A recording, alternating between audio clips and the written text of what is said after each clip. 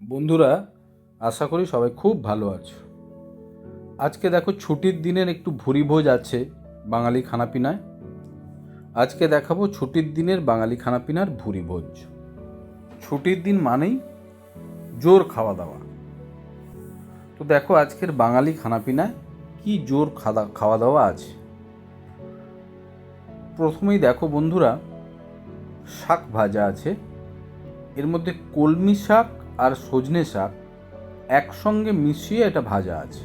কলমি শাক আর সজনে শাক।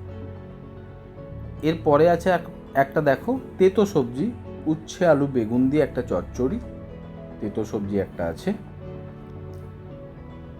এরপর থাকছে একটা দারুণ আইটেম, সেটা হচ্ছে থোড় বাটা।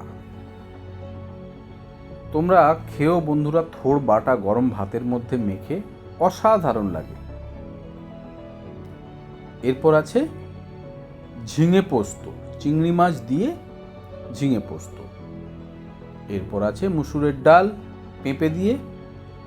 তারপর আছে পাবদা মাছের ঝাল, পাবদা মাছ দেখতে পাচ্ছ। এরপর আছে দই রুই, দই দিয়ে রুই মাছ। এটাও অসাধারণ টেস্ট হয়, একটু হালকা হালকা টক লাগে, দারুণ লাগে। এরপর আছে চিকেন, চিকেন কষা। ও আরও একটা মাছের আইটেম আছে, বলতে ভুলে গেছি, সেটা হলো আড় মাছ, সর্ষে দিয়ে আড় মাছ। এটাও অসাধারণ লাগে, একটু ভাপা ভাপা টাইপের হয়, দুর্ধর্ষ লাগে।